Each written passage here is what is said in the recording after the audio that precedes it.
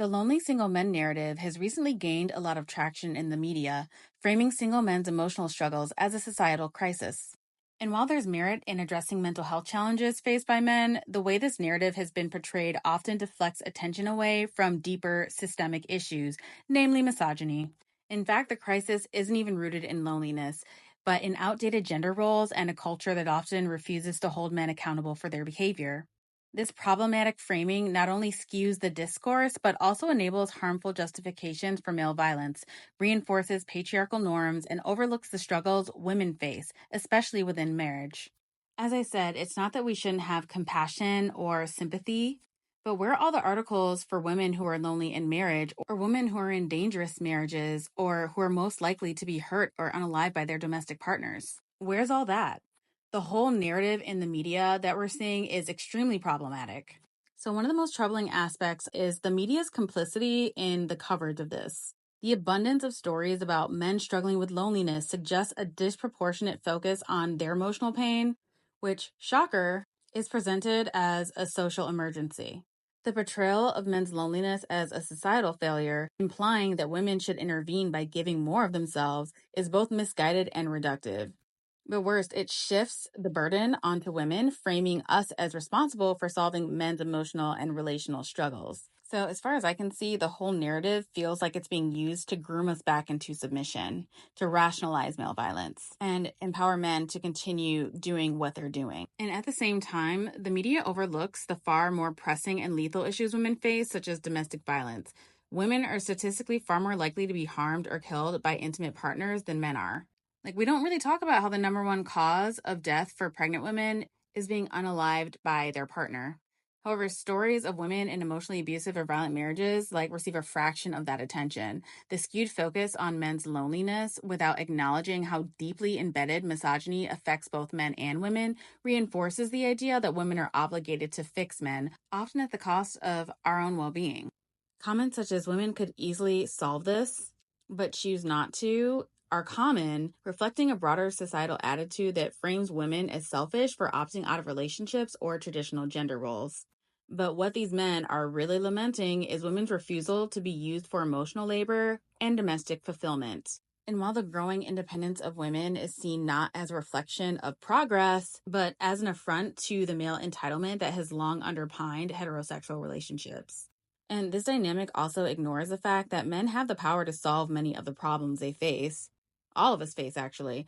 For instance, they could take steps to create emotionally supportive, equitable partnerships or work on their own mental health and personal growth. Yet, as we know, many choose not to, preferring to hold women accountable for their loneliness.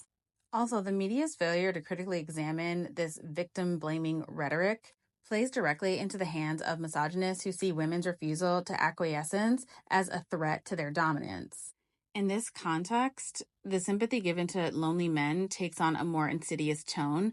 It's not just about understanding their pain, but about reinforcing the patriarchal power structures that allow men to feel entitled to women's emotional and physical labor. This, in turn, fosters a climate where male violence is rationalized as an inevitable outcome of women's independence, rather than a failure of men to engage in healthy emotional regulation. At the heart of the lonely single men discourse is a profound rejection of women's autonomy and consent. Many men struggle to accept that women have the right to define the terms of their relationships and lives. When women express their needs, whether it's the desire for emotional support, shared responsibilities, or simply to be treated as equals, they're often dismissed as overreacting or crazy.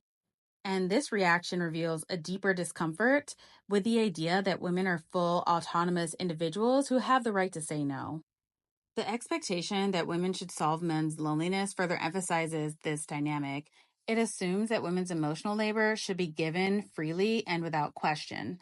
Men who refuse to change or grow often view relationships as spaces where their needs should be prioritized, while women's needs are secondary or irrelevant, which is why divorce is becoming a more common thing.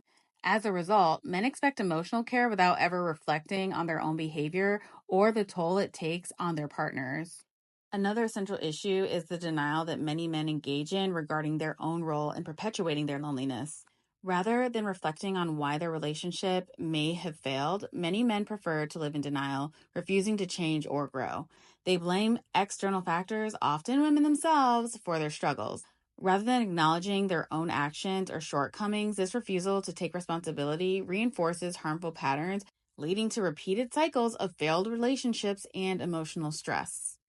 As many women have gained more autonomy and rights over the years, many men have clung to traditional gender norms, resisting change. And the idea that men should evolve emotionally, take accountability, and build equitable partnerships is deeply threatening to those who see masculinity as fixed and superior.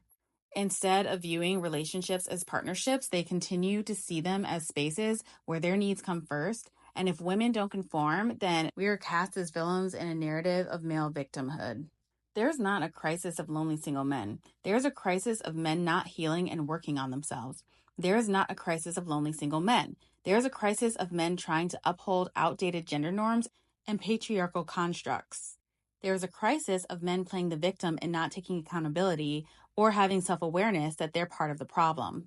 There's a crisis of men objectifying women, seeing us as objects and not people. There's a crisis of men not being able to express their emotions in a way that makes women feel safe. There's a crisis of men who are not creating equitable partnerships. There is a crisis of men wanting mothers and not partners. There is a crisis of men wanting to take ownership of women and seeing us as property. There is a crisis of men wanting women to take on the majority of emotional labor and domestic labor because misogyny, the patriarchy, and everything that women have experienced, this crisis has been going on a long time. It's caused by generational trauma and it's taken lives, and all the while, women continue to work on themselves and have self-awareness to heal and grow. You and only you are solely responsible for ensuring that you don't feel lonely outside of a relationship before you can ever be emotionally healthy enough to be in a relationship. And what we as women learned a long time ago is to grow and heal the parts of ourselves that are stunted. And I think we can all collectively agree that we're sick and tired of being blamed for men's behavior. So maybe let's change the way that we frame this. A lot of women from many different generations have dated or been married to these men who are dying alone, okay? So women know a thing or two about these guys. They're our fathers, our ex-husbands, our brothers. Whoever they are, we know a lot of them. And half the time when we have these conversations with them, we're just like, okay, so you're saying you're alone or even that you're lonely, but what are you doing to be better than the last time? And a lot of the time, the answer is nothing. They just keep finding women in these patterns, destroying their relationships, and then it starts all over again. And it's a deep denial and abstinence because it's like they don't understand that they actually should change because they're raised to believe that nothing is essentially wrong and that as a man, they're entitled to a certain way of life. And if they don't get it, then they have an axe to grind with everybody else. And it's like society suffers for it. And as women, it's like, how are we supposed to have that much sympathy for the same people who continue to hurt us in different relationships throughout our lives? There's a reason a lot of these people are alone.